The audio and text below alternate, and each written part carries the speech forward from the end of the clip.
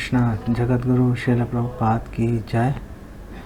सो हम लोग नारद भक्ति सूत्र 59 पे डिस्कस करेंगे, जो इस प्रकार है। प्रमाण अंतरस्य अनपेक्षत्वात् स्वयं प्रमाणत्वात्। कि पिछले सूत्र में बोला था कि भक्ति बहुत आसान है। क्यों आसान है?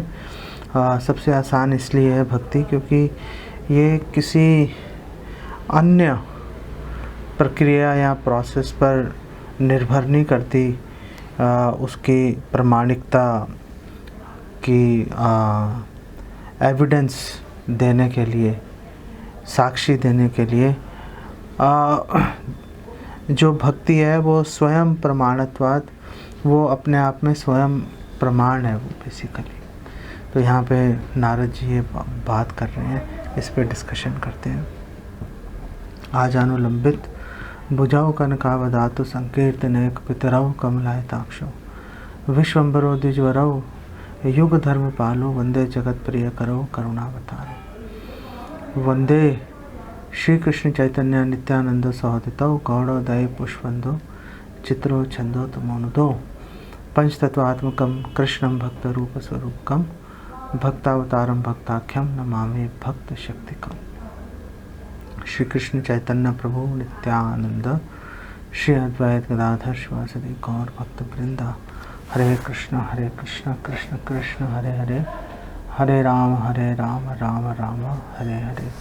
नमो विष्णु पादाय कृष्ण प्रेष्ठाय भूतले श्रीमते भक्ति वेदांत स्वामी नित्य नामने नमस्ते सारस्वते देवे गौरवाणी प्रचारणे निर्विशेष शून्यवादी पाश्चात्य देश तारिणे।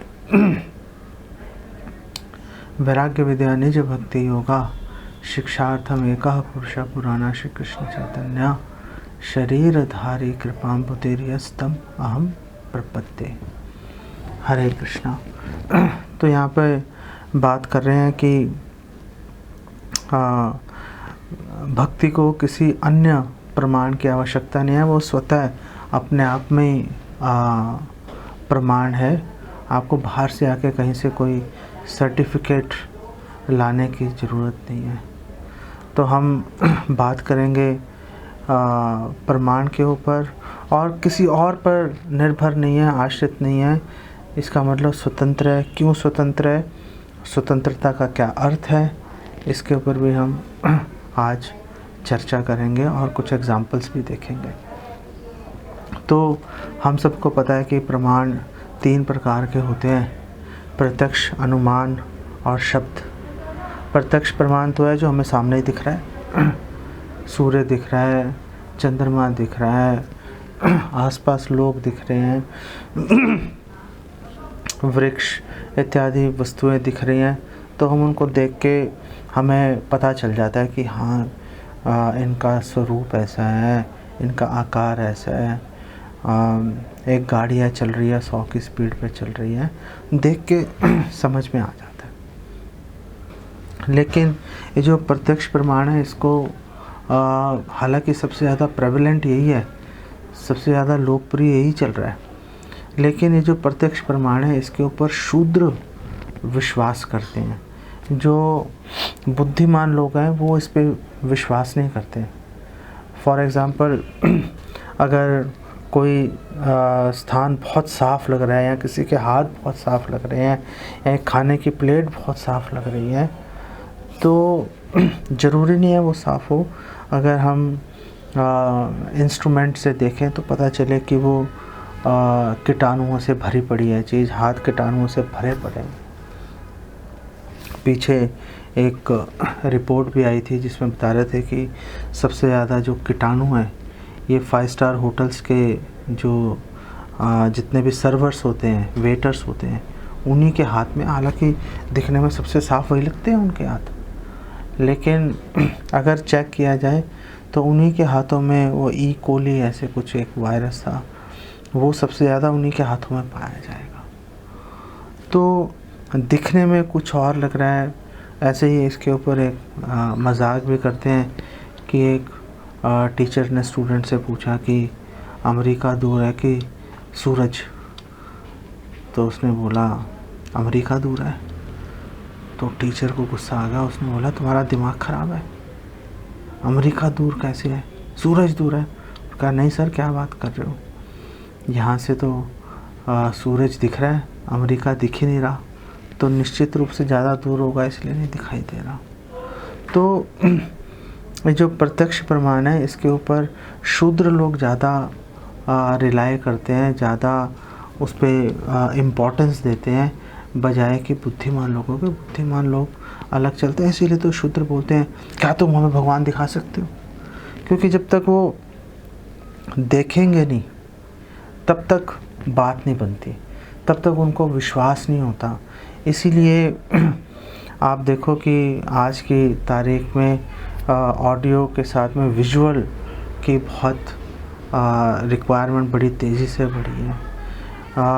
जितने भी सेमिनार्स हैं उसमें वक्ता बोल भी रहा है और साथ में पीछे स्क्रीन पे कई फ़ोटोज़, स्लाइड्स या म्यूज़िक या कुछ ना कुछ उस पर चलता रहेगा, जिससे कि जितने भी न्यूज़ चैनल वाले हैं, वो जो न्यूज़ एंकर है वो खड़ा है और बात कर रहा है, उसके पीछे दुनिया भर की चीज़ें चल रही होंगी, तो पूरी सेंसेस एंगेज हो जाती है उसके अंदर। लोगों को लगता है हाँ यार देखो चल रहा है, सही चल रहा है, ये अवश्य सही बात होगी। इससे जो बेटर प्रमाण है, इससे जो और श्रेष्ठ प्रमाण है वो उसको अनुमान कहते हैं।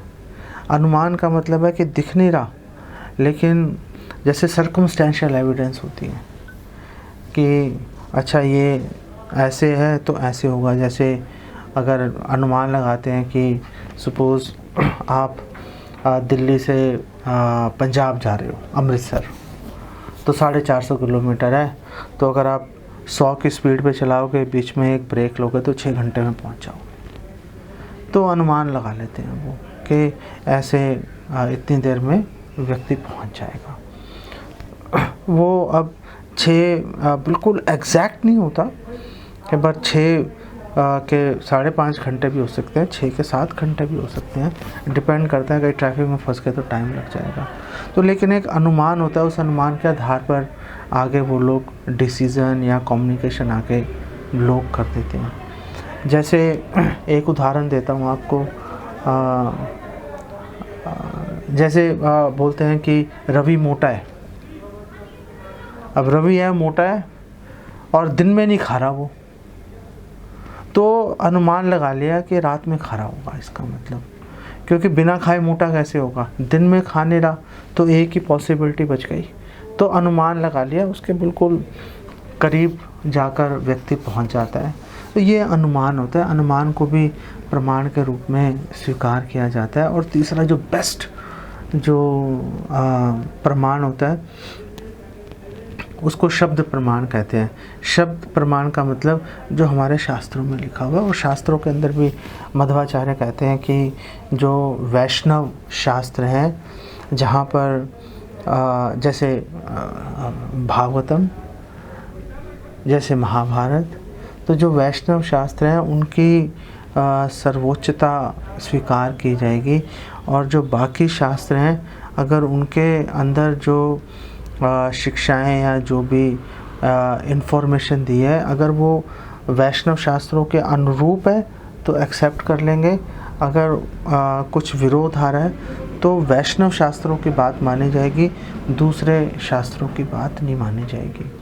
तो ये शब्द प्रमाण होता है। शब्द प्रमाण श्रील प्रभुपाद एक्सप्लेन करते हैं कि जैसे एक बच्चे के लिए माता का वचन शब्द प्रमाण होता है कि ये तुम्हारे पिता है, और कोई तरीका नहीं है पता लगाने का।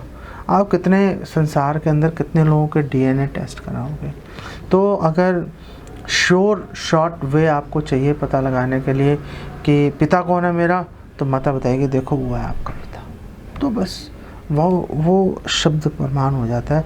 शब्द प्रमाण को सबसे ज़्यादा प्रमाणिक माना जाता है, लेकिन इसके अतिरिक्त एक और प्रमाण होता है, उसको आप्त प्रमाण बोलते हैं। आप्त प्रमाण होते हैं कि जो व्यक्ति है वो खुद महसूस कर लेता है, उसके अंतरात्मा में उसको अनुभव हो जाता है, रियलाइजेशन हो जाती है। नारद जी पहले भी इसके बारे में बात कर रहे हैं कि जब देखो नारद जी बता रहे हैं कि भक्ति को पूरी तरह से डिफ़ाइन नहीं किया जा सकता, उसकी महिमा को। वैसा ही है जैसे खाने के स्वाद को एक गूंगा व्यक्ति बताने की कोशिश कर रहा हो, मतलब पूरी तरह से एक्सप्लेन नहीं कर सकता, सांकेतिक भाषा में थोड़ा बहुत बता देगा। तो जब पूरी तरह से एक्सप्लेन नहीं किया सकता, एक साधक है, वो साधक प्रयास करते करते शुद्ध भक्ति के स्तर पर पहुंच गया, अब उसको भी अनुभव हो रहे हैं। अब वो अनुभव, क्योंकि जो शास्त्रों में पहले से लिखे हुए हैं वो पूरे, वो एक्सक्लूसिव, वो 100% कंप्लीट नहीं है, वो एक दिग्दर्शन है, एक सिनॉप्सिस है, एक समरी है, सारांश है वो। तो इसका मतलब है कि आपको अनुभूतियाँ हो सकती हैं जो कि उसके अंदर नहीं लिखी हुई, लेकिन शास्त्रों के अनुरूप होनी चाहिए। आपको कुछ अनुभूति हो रही है, अगर वह शास्त्रों के अनुरूप नहीं है तो फिर कहीं ना कहीं प्रॉब्लम है। लेकिन अगर अनुभूति हो रही है, कहीं लिखी नहीं हुई लेकिन शास्त्रों की शिक्षाओं के अनुरूप है, तो वो आप्त प्रमाण के रूप में उसको स्वीकार कर लिया जाता है। तो ये चौथा प्रमाण भी यहाँ पर आता है। अब बात करते हैं कि जो भक्ति है वो स्वतः प्रमाण है, उसको कहीं और से किसी पर डिपेंड नहीं करती, पूरी तरह से स्वतंत्र है, कहीं से सर्टिफिकेट लाने की ज़रूरत नहीं है। तो स्वतंत्रता कहाँ से आ रही है, क्या हो रहा है? तो भागवतम आप देखेंगे, भागवतम का पहला स्कंद, पहला अध्याय, पहला श्लोक, उसके अंदर बोला है कि भगवान अभिज्ञ स्वराट है, भगवान पूर्णतः स्वतंत्र है, भगवान के ऊपर किसी का कोई जोर नहीं चलता। तो भगवान अगर पूरी तरह से स्वतंत्र है, भक्ति भगवान से अभिन्न है, शक्ति शक्तिमान अभेदा, भक्ति भगवान से अभिन्न है, तो इसका मतलब क्या है? भक्ति भगवान से अभिन्न है, ये भी हमारे शास्त्रों में लिखा हुआ है। शक्ति शक्तिमान अभेदा एक बात है, जैसे भगवान का नाम भगवान से अभिन्न है, भगवान का धाम भगवान से अभिन्न है। भगवान के नाम के बारे में तो बोला हुआ है कि चैतन्य रस विग्रह, नाम चिंतामणि कृष्ण चैतन्य रस विग्रह, नित्य मुक्तो पूर्ण शुद्धो अभिन्नत्वान नाम नामिनो, कि जो भगवान कृष्ण का नाम है वो पूरी तरह से चैतन्य है, सक्रिय है और पूर्णतः दिव्य है, पूर्ण शुद्ध है। तो ये सारे गुण कहाँ से आ रहे हैं? अभिन्नत्वान नाम नामिनो, क्योंकि भगवान का जो नाम है वो भगवान कृष्ण से अभिन्न है, और क्योंकि भगवान कृष्ण में सारे गुण हैं इसलिए भगवान के नाम में भी सारे गुण हैं। और एक्चुअली भगवान ने अपनी सारी शक्तियाँ, नाम नाकारे बहुधा निज सर्वशक्तिस तत्रार्पिता नियमिता स्मरणेना काला, भगवान ने अपनी सारी शक्तियाँ अपने नाम में निवेशित कर रखी है। तो भगवान का नाम भगवान से भिन्न है, इसलिए वो सारे गुण जो भगवान के हैं उसके अंदर लक्षित हो जाते हैं।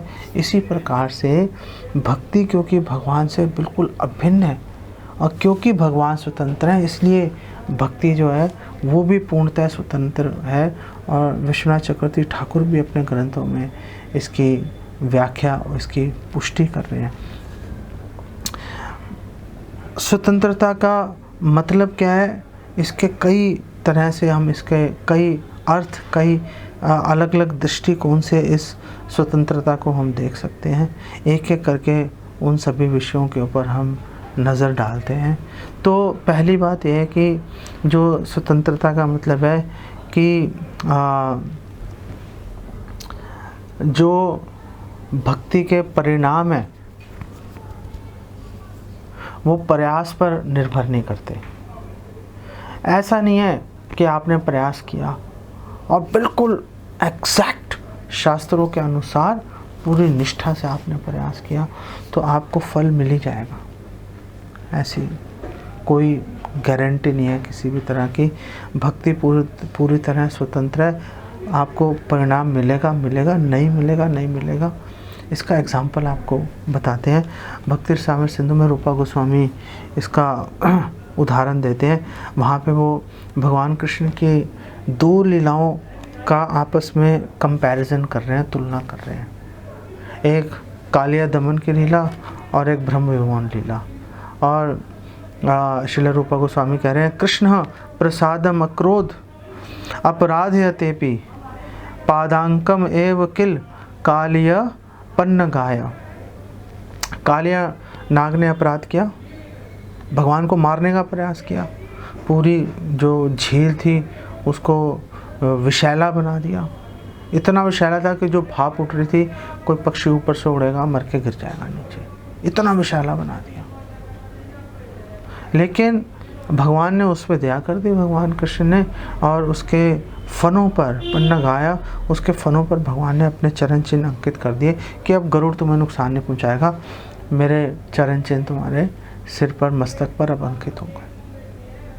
अब दूसरी ओर रूपा गोस्वामी कह रहे हैं, न ब्रह्मणे दृश्यम अपि स्तुवते पी अपूर्वम स्थाने स्वतंत्र चरितो निगमैर नुतोयम। लेकिन ब्रह्मा जी भगवान की स्तुति कर रहे हैं। आप भागवतम दशम स्कंद 14वां अध्याय उठा के देख लो, स्तुति पे स्तुति करे जा रहे हैं ब्रह्मा जी। ब्रह्म संहिता स्तुति किए जा रहे हैं, कालिया ने तो नहीं की। भगवान पहले ही कृपा कर चुके थे, कालिया ने आपकी स्तुति नहीं की। ब्रह्मा जी स्तुति कर रहे हैं, लेकिन भगवान कृष्ण ने ब्रह्मा जी की ओर देखा भी नहीं, देखा ही नहीं उसकी ओर, ब्रह्मा जी की ओर। ऐसा अभूतपूर्व जो व्यवहार है, ये भगवान के लिए बिल्कुल उपयुक्त है। आप लॉजिक नहीं लगा सकते, आप लॉजिक नहीं लगा सकते कि भगवान को नहीं ऐसा करना चाहिए था, भगवान को वैसा नहीं करना चाहिए था। ये लॉजिक भगवान के ऊपर नहीं आप लगा सकते। और क्योंकि भगवान ने ऐसा व्यवहार किया, इसीलिए भगवान महान है। भगवान का ऐसा स्वतंत्र व्यवहार बिल्कुल उपयुक्त है। ऐसा स्वतंत्र व्यवहार भगवान का क्यों उपयुक्त है? क्योंकि ये भगवान का स्वातंत्र्य, भगवान की जो इंडिपेंडेंस है उसको दर्शाता है। इसका एक और साइड इफ़ेक्ट भी आता है। इसका साइड इफ़ेक्ट एक और क्यों आता है कि अगर भगवान बाध्य ही है अगर फल देने के लिए, अगर भक्ति बाध्य है फल देने के लिए कि अगर तुमने ऐसा किया तो ऐसा होगा, तो उससे भक्त के हृदय में गर्व आ जाएगा, मैंने तो सब कर लिया, अब तो मिलेगा ही मिलेगा। लेकिन क्योंकि कोई गारंटी नहीं है, इसलिए एक भक्त हमेशा विनम्र बना रहता है। भगवान भगवद गीता में भगवान ने बोला भी है कि कर्मणि एव अधिकारस्ते माँ फलेषु कदाचन। आपके हाथ में कर्म है, आप भक्ति करो, फल का अधिकार आपके हाथ में नहीं है। ऐसा नहीं है कि आप भक्ति कर रहे हो आपको फल मिलेगा ही मिलेगा, दूंगा तो दूंगा, नहीं दूंगा तो नहीं दूंगा। तो इससे क्या होता है, भक्त विनम्र बना रहता है। भक्त कार्य करता है, प्रयास करता है, लेकिन प्रयास करते हुए, प्रयास करने के बाद वो दोनों दिशाओं में भगवान की कृपा पर आश्रित रहता है कि भगवान का अनुग्रह होगा तो बात बनेगी, भगवान का अनुग्रह नहीं होगा तो बात नहीं बनेगी। यत् अनुग्रतः सन्ति ना सन्ति यदुपेक्षा। भगवान अनुग्रह करेंगे तो बात बनेगी, भगवान अगर उपेक्षा कर देंगे तो आपने कितना ही प्रयास कर लिया, गला काट के चढ़ा दो, भगवान देखेंगे ही नहीं। ये स्वतंत्रता है और इससे भक्त की विनम्रता बराबर से बनी रहती है। विनम्रता भक्त की एक और कारण से भी बनी रहती है। भक्ति के अंदर एक और गुण होता है जिसके कारण भक्त के हृदय में हमेशा विनम्रता बनी रहती है। वो क्या गुण है? भक्ति रसामृत सिंधु में ही 1-2-249 में, 1-2-248 में पहले रूपा गोस्वामी ज्ञान और वैराग्य की बात कर रहे हैं, और रूपा गोस्वामी बोल रहे हैं ज्ञान और वैराग्य के द्वारा जो है हृदय में कठोरता आ जाती है। तो ये बात करने के बाद अब वो 249वां श्लोक बोल रहे हैं, 1-2-249, और वहाँ पे बोल रहे हैं यद उभे चित्त काठिन्य हेतु प्राय सताम मते, कि ज्ञान और वैराग्य से आमतौर पर हृदय में कठोरता आ जाती है। और वो बात कर रहे हैं कि सुकुमार स्वभावेयम भक्ति तद्धेतुर ईदिता, कि वो कह रहे हैं कि अगर ज्ञान और वैराग्य के लिए प्रयास किया तो हृदय में कठोरता आ जाती है। तो ऐसा तो नहीं कि भक्ति के लिए भी अगर प्रयास किया, बहुत सावधानी से पूरी निष्ठा से भक्ति की, तो हृदय कठोर हो जाएगा। तो यहाँ पर रूपा गोस्वामी उस भक्त को, जो आशंकित भक्त है, उसको आश्वासन दे रहे हैं, उसको बोल रहे हैं कि देखो ऐसा नहीं है। जो प्रामाणिक सोच जो भक्त हैं उनका ऐसा मत है, उनका वो ये कह रहे हैं कि जो भक्ति है, भक्ति स्वभाव से बहुत ही कोमल है, सुकोमल है भक्ति स्वभाव से। तो अगर भक्ति आप अगर प्रयास करेंगे, भक्ति के अंदर अगर आप एफर्ट लगाएंगे, तो आप जो साधक है उसका हृदय कठोर नहीं होता, उसका हृदय नरम बना रहता है। उसका हृदय भक्ति से भक्त का हृदय कठोर नहीं होगा, विनम्र बना रहेगा। ये यहाँ पर रूपा गोस्वामी ने एक्सप्लेन कर दिया भक्ति की स्वतंत्रता के बारे में। अब आपको स्वतंत्रता का एक और मतलब बताता हूँ। स्वतंत्रता का एक और मतलब है कि हमारे आचार्य कह रहे हैं कि इसका अर्थ ये भी है कि जो भक्ति के अंदर जुड़ा हुआ है, जो केवला भक्ति कर रहा है भगवान कृष्ण की, वो अन्य लोगों के जो मत हैं, उनकी ओपिनियंस है, उनको रिस्पेक्ट नहीं देता। घर वाले बोलते हैं ओ ये क्या कर रहा है तू, ये कोई उम्र है तेरी करने की, ऐसा नहीं कर, घर वालों का ध्यान कौन रखेगा, काम में ध्यान लगा, जॉब अपनी ठीक से कर, वो इस तरह की बातें करेंगे वो। लेकिन जो एक केवला भक्ति में जुड़ा हुआ भक्त है, वो ऐसी ओपिनियंस को ध्यान नहीं देता। तुमने यज्ञ करना क्यों छोड़ दिया, तुमने तपस्या करने को छोड़ दी, तुमने फलाना क्यों छोड़ दिया, तुमने देवी देवताओं की उपासना क्यों छोड़ दी, वो उसकी तरफ ध्यान नहीं देता, अनदेखा कर देता है। वो केवल और केवल जो भक्ति से संबंधित ग्रंथ है, जो भगवान की इंस्ट्रक्शंस हैं, जो गुरु की, जो प्रमाणिक गुरु की जो इंस्ट्रक्शन है, केवल उसी को ध्यान देता है, अन्य किसी पे ध्यान नहीं लगाता। वो स्वतंत्रता का, भक्ति स्वतंत्र है, इसका एक मतलब ये भी है कि ये सर्वोत्तम तरीका है। भक्ति से बढ़िया कोई अन्य तरीका नहीं है। भागवतम 2:2-33 में भी ये बात बोला जा रहा है कि ना ही अतोन्य शिवः पंथा विशितः संसृता विह वासुदेवे भगवती भक्ति योगो यतो भवेत। वो कह रहे हैं कि जो इस संसार में भटक रहे हैं, संसृतो यह, इस भौतिक संसार में जो लोग भटक रहे हैं, उनके लिए कल्याण का, उद्धार का, बाहर निकलने का भक्ति, भगवान कृष्ण की वासुदेव भगवती, भगवान कृष्ण की भक्ति से श्रेष्ठ तर कोई और तरीका नहीं है। कोई और तरीका नहीं है, इसका मतलब है कि भक्ति जो है वो सर्वश्रेष्ठ है। तो ये स्वतंत्रता का एक और अर्थ है। और श्रील प्रभुपाद एक्सप्लेन कर रहे हैं इस बात को। श्रील प्रभुपाद बोल रहे हैं कि देखो, कृष्ण का दास होना वो सर्वोत्तम स्थिति है किसी व्यक्ति के लिए। जीवेर स्वरूप हो कृष्ण नित्य दास, वो अपने स्वरूप में स्थित हो गया, वो बेस्ट पोजीशन है, ग्रेटेस्ट पोजीशन है। और श्रील प्रभुपाद बोल रहे हैं कि अगर कोई व्यक्ति ये बात समझ लेता है, कौन सी बात, कि कृष्ण का दास होना सबसे बड़ी स्थिति है किसी व्यक्ति के लिए, इससे ऊंची स्थिति और किसी की नहीं हो सकती। अगर कोई इस बात को समझ लेता है और भगवान के प्रति अपने नित्य दासत्व का अगर कोई विकास कर लेता है, तो वह व्यक्ति पूर्णतः मुक्त हो जाता है। इसका क्या मतलब है कि वो जो भगवान का भक्त है, जो शुद्ध भक्ति का पालन कर रहा है, वो पूरी तरह से स्वतंत्र हो जाता है। तो श्रील प्रभुपाद एक्सप्लेन कर रहे हैं कि जो पूरी तरह कृष्ण भावना भावित होकर जो भक्ति में लगा है, भगवान की सेवा में लगा है, वो हमेशा प्रकृति के, भौतिक प्रकृति के जो भी प्रभाव है उससे परे रहेगा, उससे मुक्त रहेगा।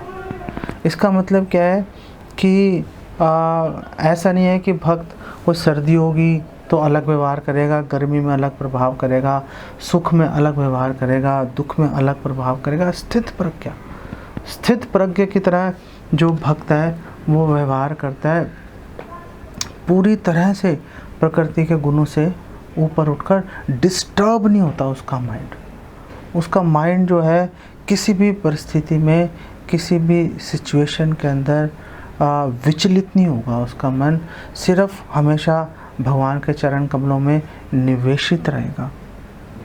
श्रील प्रभुपाद एक्सप्लेन करते हैं कि जो सकाम कर्म है, जो ज्ञान है, ये स्वतंत्र रूप से ये किसी को मुक्ति प्रदान नहीं कर सकते। उनमें ये ताकत, ये क्षमता उनके अंदर नहीं है। लेकिन जो भक्ति है वो ज्ञान और कर्म की सहायता के बिना मोक्ष, मुक्ति या कोई भी वांछित फल जो है वो प्रदान कर सकती है। ऐसा नहीं है कि जब तक ज्ञान और कर्म नहीं रहेगा तब तक बात नहीं बनेगी। अजामिल का आप प्रसंग देख लो। अजामिल बिल्कुल सब कुछ भूल चुका है। जितने उसने पूर्व अपने इसी जन्म में पहले जितने भी उसने कार्य किए थे, यज्ञ इत्यादि, सब भूल के एक वैश्या के चक्कर में पड़ गया। लेकिन सांकेतिक रूप से भी भगवान का नाम लेने से यमदूतों से उसको उसका जो है शक्ल नहीं देखनी पड़ी।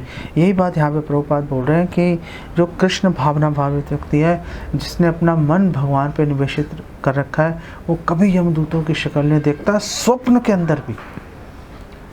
के अंदर भी यमदूतों की शक्ल नहीं दिखाई देगा। ऐसा व्यक्ति जिसने ज्ञान और कर्म के बिना उसकी सहायता के जिसने इतना उन्नत हो गया हो, उसका उदाहरण मुझे सबसे अच्छा लगता है मृगारी, शिकारी का। जो शिकारी जानवरों को, पशु पक्षियों को आधा मार के छोड़ देता था, लेकिन नारद जी के कहने पर उसने धनुष बाण तोड़ के फेंक दिया, सारा धन उसने ब्राह्मणों में बांट दिया और अपनी पत्नी के साथ में भक्ति के अंदर लग गया। और कुछ समय के बाद जब नारद जी वहाँ से निकल रहे थे अपने फ्रेंड के साथ में, पर्वत मुनि के साथ में, तो उन्होंने मिले उससे जाकर मृगारी से।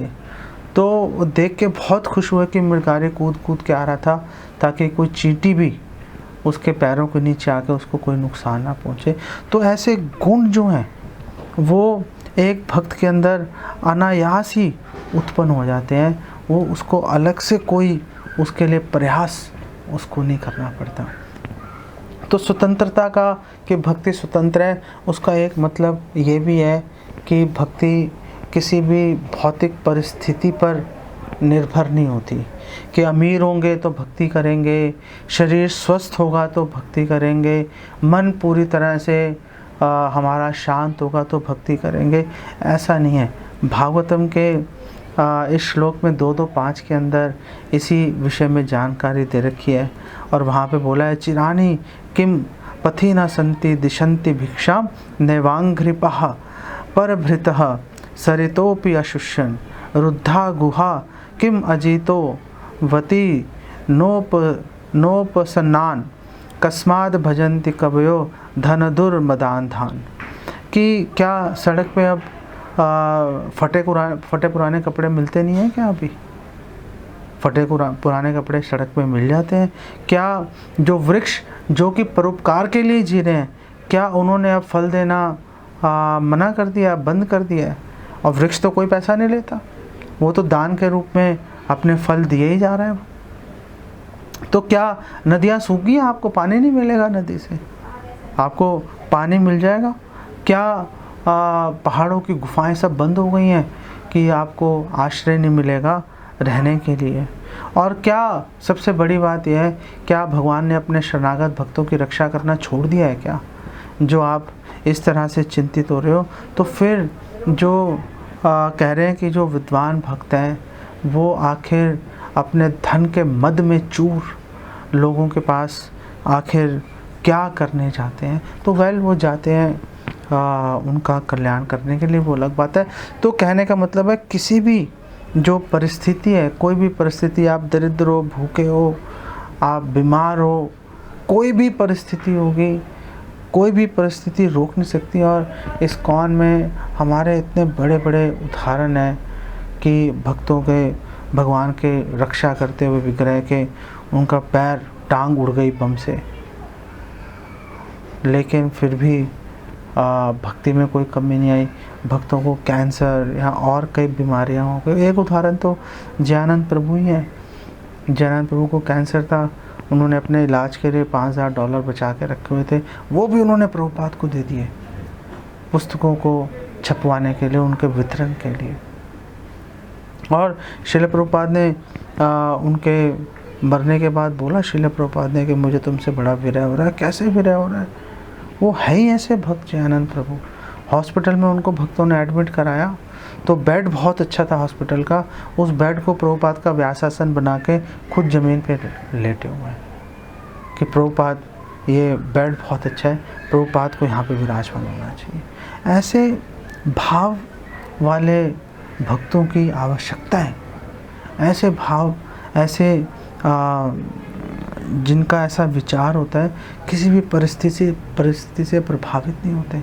और मैं खुद 2-3 ऐसे भक्तों से मिला हूँ जो कि जिनको ये कैंसर इत्यादि ऐसी बीमारियाँ रही हैं, और उनके चेहरे पर बिल्कुल चिंता का कोई नामो निशान ही नहीं होता, और बिल्कुल प्रसन्नचित्त अवस्था में भगवान का भजन कर रहे होते हैं वो। ऐसा ही हालत किसी साधारण व्यक्ति की, अभक्त की हो तो रोता चिल्लाता रहेगा 24 घंटे। ये इफ़ेक्ट आ जाता है भक्ति का, ये भक्ति का प्रभाव, भक्ति की स्वतंत्रता दिखाता है कि किसी परिस्थिति में प्रभावित नहीं होती। स्वतंत्रता का एक अर्थ ये भी है कि भक्ति किसी भी स्थिति में बाधित नहीं होती, चलती रहती है। इसका मतलब कोई भी परिस्थिति होगी, रुकेगी नहीं, चलती रहेगी। और श्रील विश्वनाथ चक्रवर्ती ठाकुर एक्सप्लेन कर रहे हैं कि भक्ति क्यों चलती रहती है निरंतर, क्यों वो अप्रतिहत है, ऐसा क्या गुण है उसके अंदर।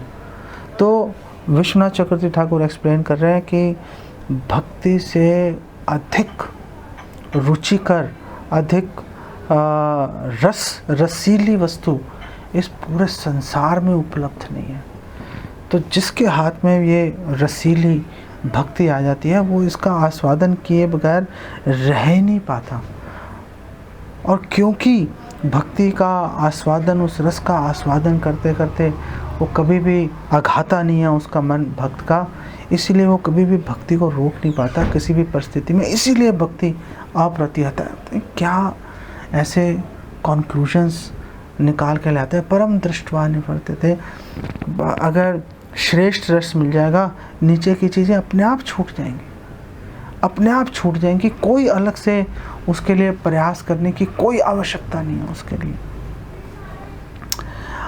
स्वतंत्रता का एक और अर्थ यह है कि जो दूसरे जो प्रोसेसेस हैं, प्रक्रियाएं हैं, कर्म कांड है, ज्ञान है, तपस्या है, उसके अंदर देश काल परिस्थिति इत्यादि चीज़ों का, शुद्धिकरण का ध्यान रखना पड़ता है।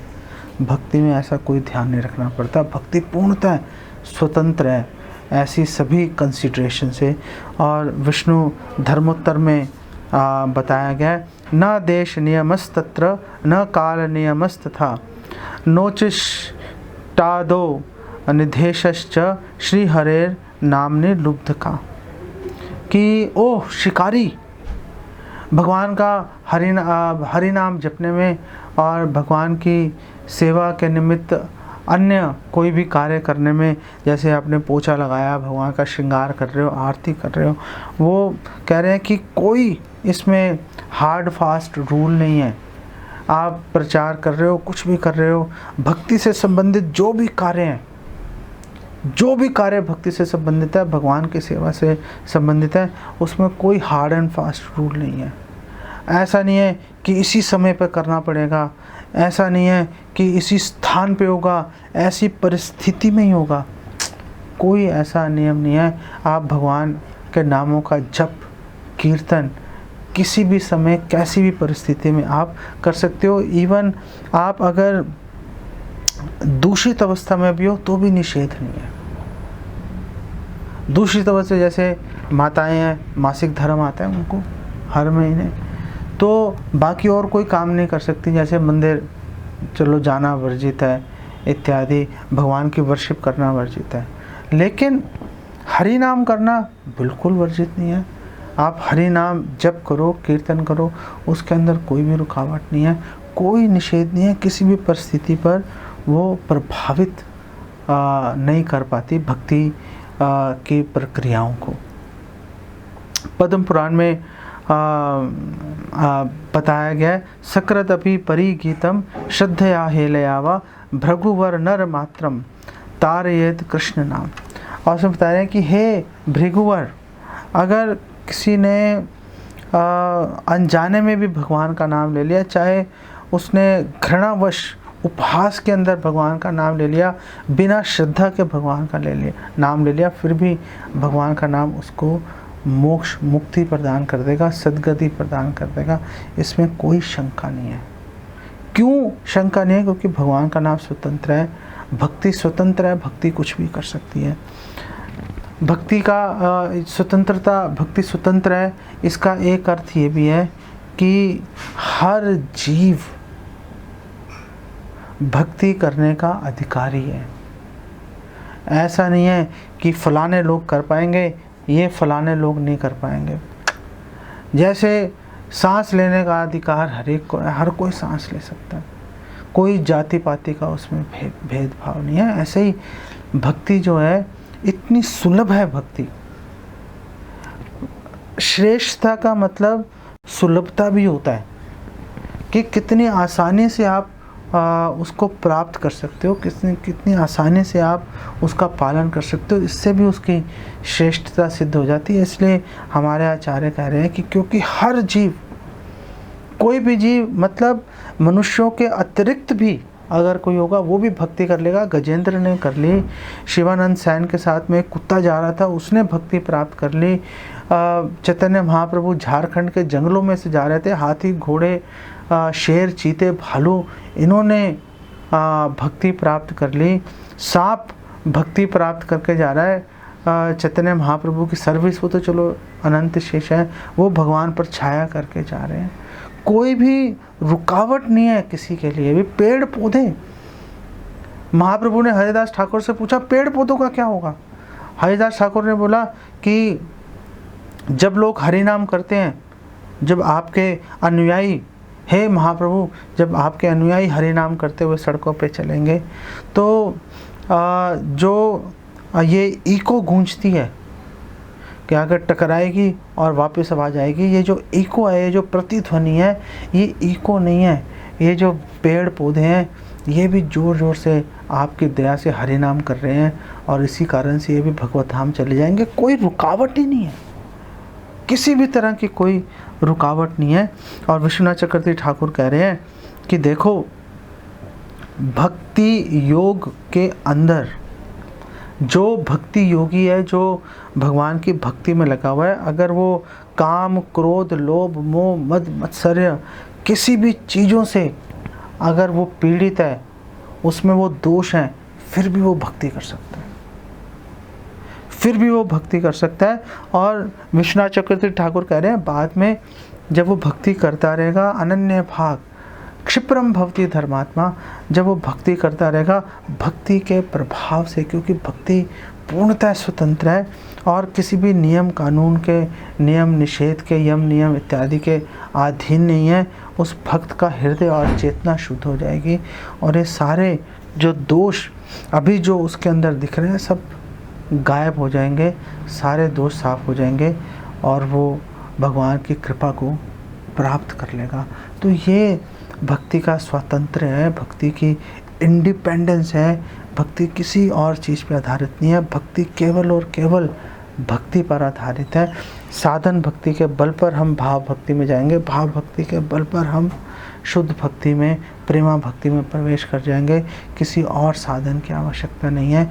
यही चैतन्य महाप्रभु, हमारे शास्त्रों का, हमारी पूरी गुरु परंपरा का यही निष्कर्ष है। और यहीं पर नारद जी इस सूत्र के द्वारा हमें इंगित कर रहे हैं। इसको यहीं पे विराम देते हैं। जगत गुरु श्रील प्रभुपाद की जय। हरे कृष्ण।